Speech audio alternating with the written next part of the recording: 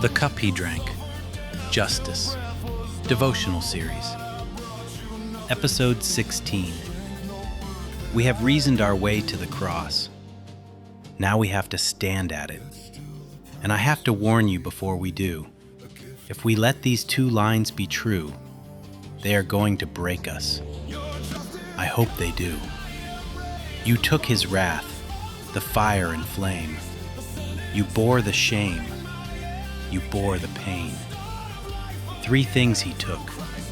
3 things that were ours. We are not going to explain them today so much as feel them, because some truths only become real when they stop being doctrine and start being personal. You took His wrath. Let me make this one personal, because we throw the word wrath around until it means nothing. So do not think about God yet. Think about a person, not the easy ones, not the stranger you insulted online because you were sure you would never meet them, not the driver you cut off and cursed at in traffic. Those are too easy to wave away. Think harder. Think of the person you cheated in a deal. You did the work, sure, just enough to call it done. And so what if the corners you cut might quietly ruin a man's livelihood down the road? That was not your problem. Think of the person who trusted you with their heart, whom you used and then walked away from without a second thought, and never once let yourself imagine what you left behind in them. Think of the worst thing you have ever done to another human being. Now put that person in front of you. Let them look at you.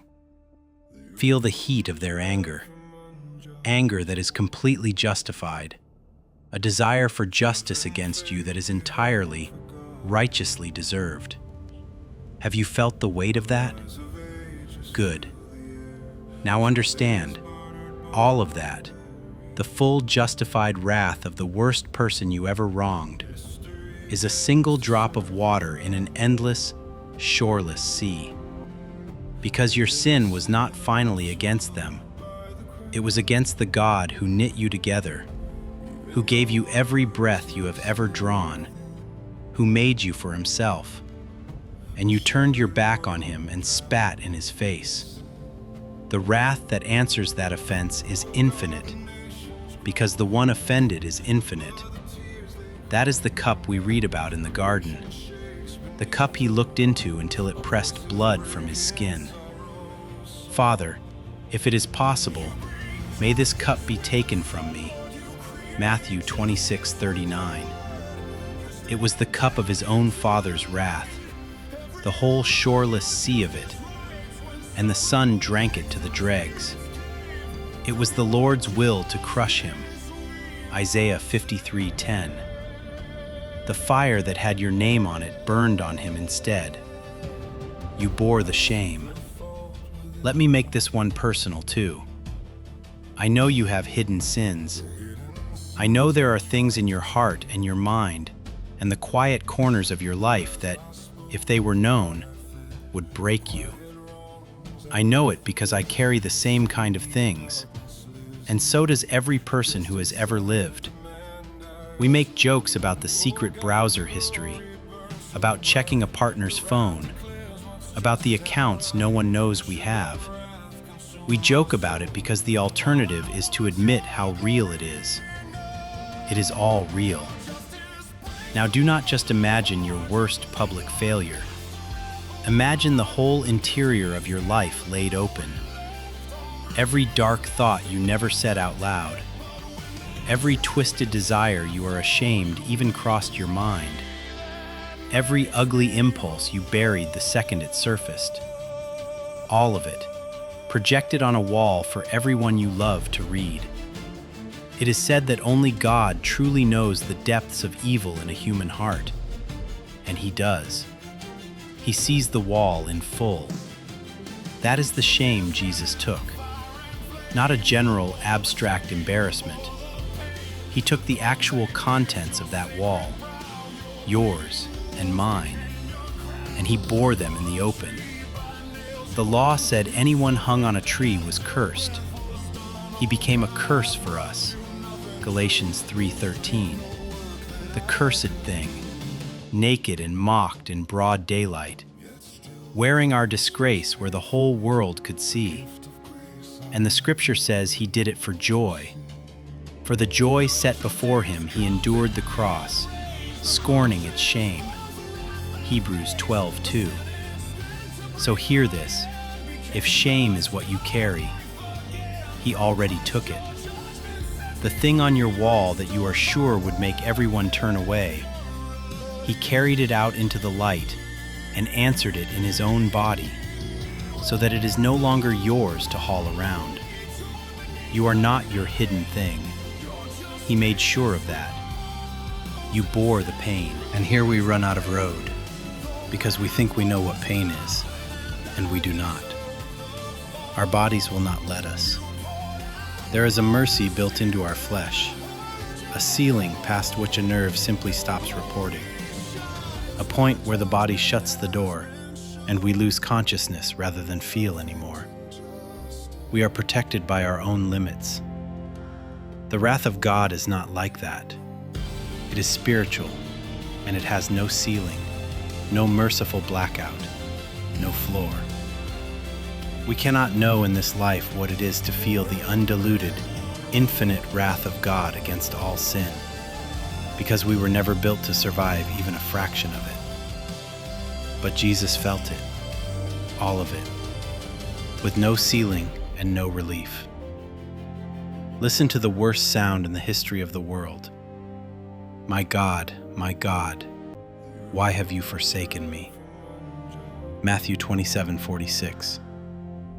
The Son who had never once, in all eternity, been outside the presence of the Father, was forsaken, because that forsakenness was ours.